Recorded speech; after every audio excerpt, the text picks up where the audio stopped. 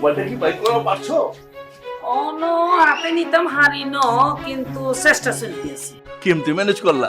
মাইয়ারে হেতার কিসে লাগাই দিছি। মাইয়ারে হাতার পিছে বুঝলাম না। আরে হেতারে কইছি বাজি 5 লাখ টাকার উপরে যদি কিছু পাও, কোনো লাভ পাও, তুমি এই জিনিসটা নিবানি। মানে হেতারে টোপ দিছি, হেতা তো রাজি হয়ে গেছে। কি কইছো? কইছি আর মাইয়া বিয়ে দিন।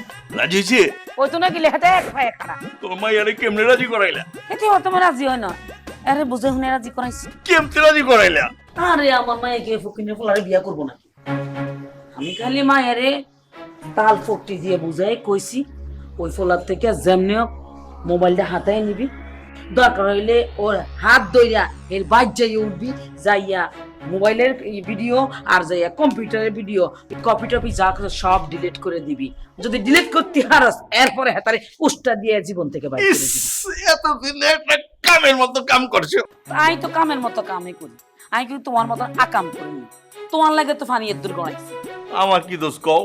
ও মোবাইলটা তো আর আমার না। এইবার খালি আনলাই বাঁচি গেছেন, হ্যাঁ, নাইলে তোমার খরচ ছিল। আল্লাহ বলো সব ভালো লাগতেছে। একটু ডান্স করি।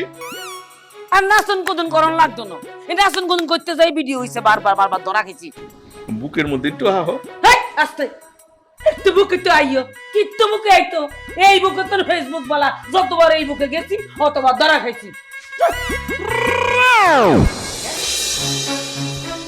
আমার কিন্তু এগুলো একদম ভালো লাগছে না।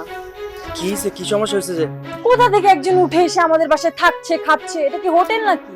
ও, তুমি মামার কথা বলতেছো যে? আচ্ছা, একটু মাথা ঠান্ডা করো না। দেখতেছো তো বাসায় কি সমস্যা হয়েছে। কোনো সমস্যা হয় নাই, তোমরা শুধু শুধু ওই লোকটাকে ভয় পাচ্ছ। আমি চাইলে এক্ষুনি ওই লোকটাকে ঘাট ধাক্কা দিয়ে বের করতে পারি। আচ্ছা, তুমি এরকম করতেছো কেন? এখন মামা যদি রাগ করে একটা মামলা করে দেয়, তখন কি করবা তুমি? তোমার মতো ভীতু কাপুরুষ আমি জীবনেও দেখিনি। কি বলছো তুমি?